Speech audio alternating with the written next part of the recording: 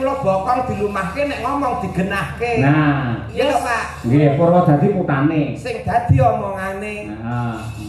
Ayo iki malu Mas, pokoke aku tak buat. Paham. Akhlakul karimah itu dijaga. Iya. Yo, ndeblak tak. Yo, Ji, rok lu.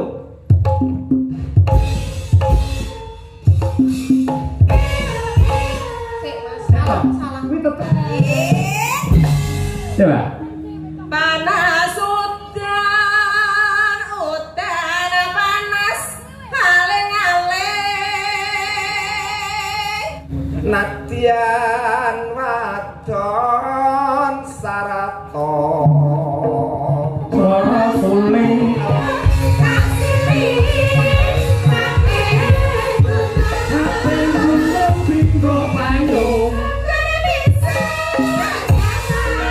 Saben bengi Pak, ning saiki wis tuwek iki 3 sasi pisan ora kesel Pak.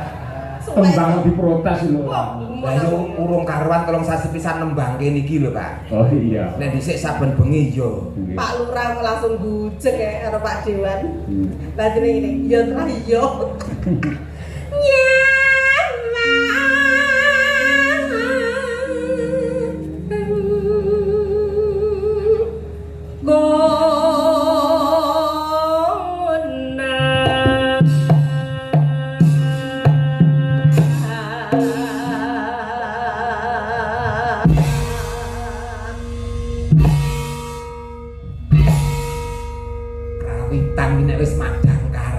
Seniman pilihan. Jos. Kompak. Slogane sempak teles. Aja purno lho, Guys. Semangat kompak anti lemes. Wah, Semangat kompak anti Saben lemes. aku mumbul mesti dijenggelan. Madangkara. Kompak. Hebat. Kompak. Dangger kowe jengglek apa mumbul? Mesti dijenggelan. Jengglek. Lho buktine ora enek kok pengrawit aras-arasen mongko pendak dina Pak Yoyo ki wayangan. Gak enek. Nek tetep kompak. Kompak. Iki pengrawit ngene iki sing perlu diundhake kesejahteraane iki. Oh, lah iya ini. Sarjana seni. Ora kompak, Rek. Nun, Ora kompak. yo biasane ngono kuwi, Pak. Penyusup iso ngono kuwi, Pak. Yen memajan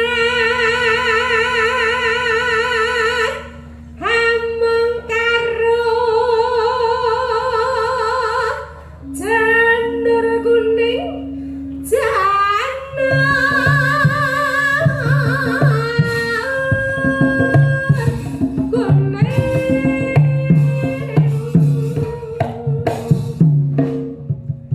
Teh nono sak tekaku. Jenenge kompake Madangkara yo ngene. ndak ngumpul ta. Oh, aku rung ngumpul dijengglek. Telak Padang lho, Rek. Yo wong jenenge wayangane teko esuk kok Pak alon-alon wong nyet wong tuwek iki rada suwe kok, Pak. Ngetes Eropean. Iki seniman canggih kok. Ora mung aku tok, Lus. Kowe mumbul mesti dijengglek, Lus. Oh, cacar mudeng lho karo aku. Mudeng iki ngono apa? Mudeng iki paham maksudnya. Lah iya maksudnya aku obak blang ngono iki pas kowe. Lho, kanca-kanca, lah warga kene lak ora pirsa. Lah wis kerep ngono. Bawa mumbul. Tekan dhuwur gondelan kuwi wesi. Aja mudeng nek ora tak jambak. Tembok jambak apane kutu. Wirane. Iki nek Romo Yai. Wirane.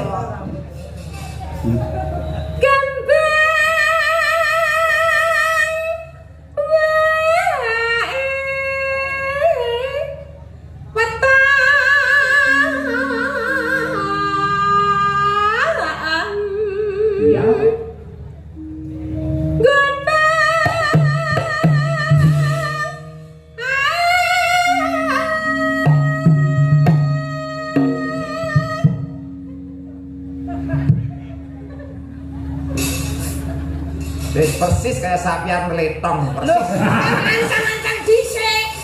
Ngono lho meneh kode metong kok pangan ku letong ku. Letong. Oh, kreasine dhewe-dhewe ya, Mbak ya. Iki lho. Guna.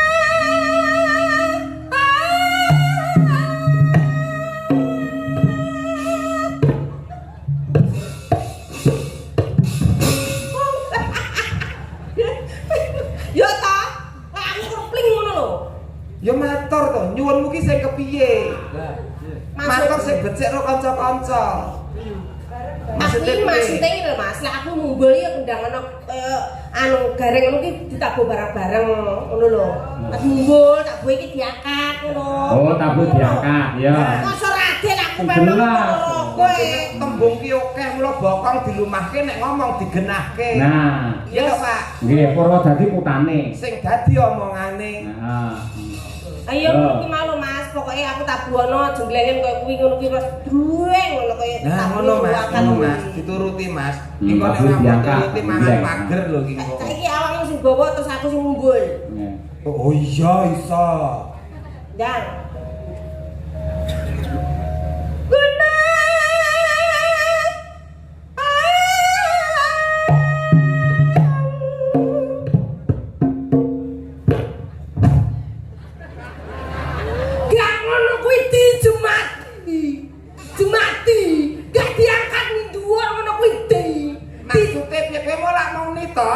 mumbul diangkat lak ngono to. maksud diangkat ning dhuwur ditabuh siji-siji koyo awakmu mau lho. Tabuh siji-siji, oh sing jelas. Wis Untung ya Pak Bale. nuruti kok. Nuruti wong mekrok ki angele kok era. Pak No injan gak somet mbak aku aja iki lho Pak No. Cakno. Cakno langsung viral. Gunda.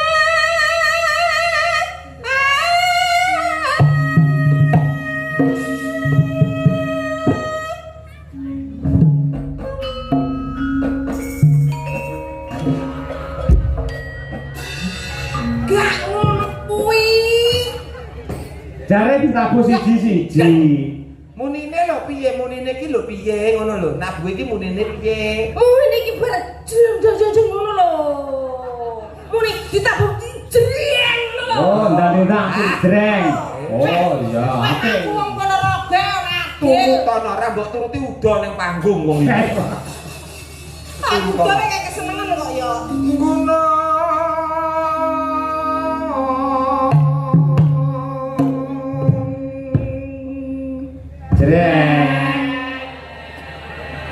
gak mbok tabuhi rapatek.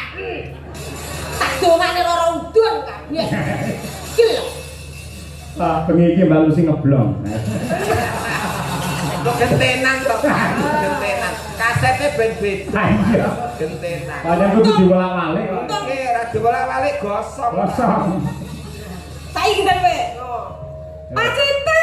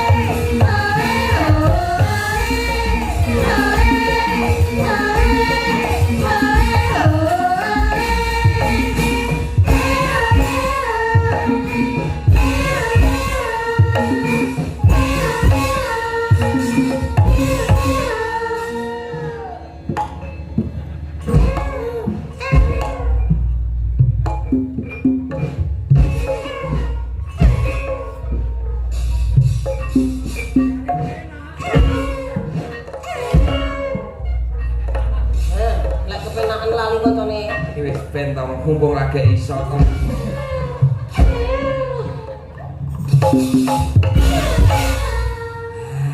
Ning Ponorogo iki kota santri. Kudune dhek berkarya dengan penuh etika. Sampeyan ngenjleng Mbak Lucy olehne aja didepne Mbak Lucy.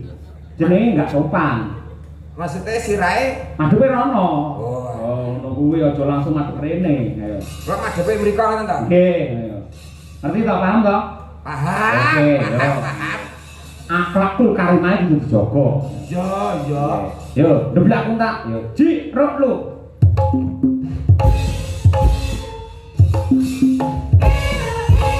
Sik Mas, salah. Kuwi tetep rene iki lho. Kok ngerti to Pak jenengan bocah noleh? Lah aku nyawang kok kene kok yo. Ngene lho, Pak. Sik mbok-mbok ngono lho. Menggo dhewe kok. Ranakno ngono lho. anu instruksi jalan. Tuh tak ketuk. Delong. Deblak tak. Pak Emo lak ngendika to. Sirahe madhepe rono. Bener. Lah yo kula wis madhep rono. Lah kowe mengko rene iki lho. Iki sirah liyane. Iki sing luwih terginas nek sampean. Niki kan terkenal niki napa pelawak yang paling energik. Oh. Nggih. Energi ki opo? Energi itu sing lincah. Lincah. Duh, ya omong rek. Kupinge ngomong Mas. Wong lek ora tak tidoni sindan orang semangat. Bar mangan apa to terus ambune kok badhek men. Gak terima badak. Lah dijak ngomong dijak ngendika Pak Dalang ora tak nyaut iki mang nyapa to jan gumun aku. Nyaut, wong yo nyaut ngono kok. Sing energi kuwi alias lincah. Lincah. Ya, kita panas.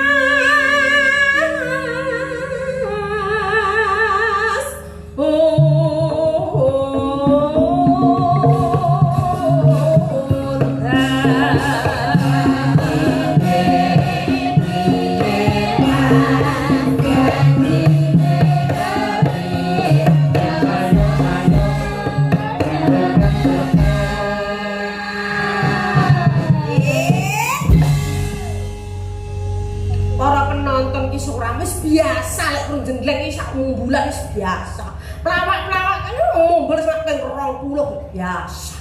Lah terus piye? Nek siji ya opo sini-sini no makmu adoh kok kulon kono kok. Lah kudune kok ping piro? Lah ya sesuai sing nak bocah nom-nom sigak jeng minimum 10. Jalukmu ping piro? 10. Tak turuti. Sapa ngerti iki permintaan terakhir.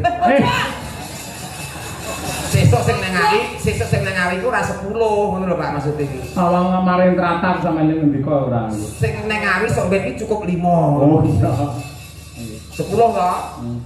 Ayo. Tulang tak.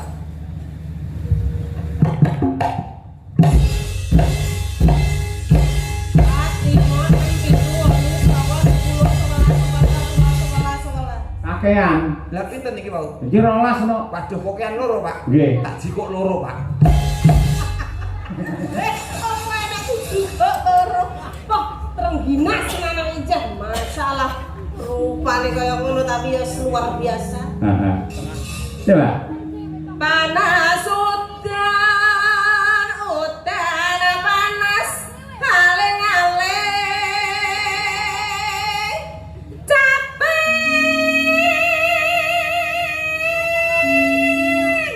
kena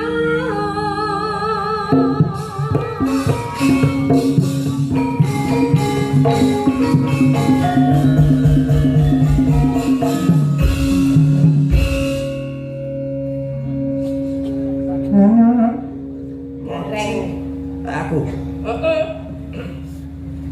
Nadyan wadon sarato Suara suling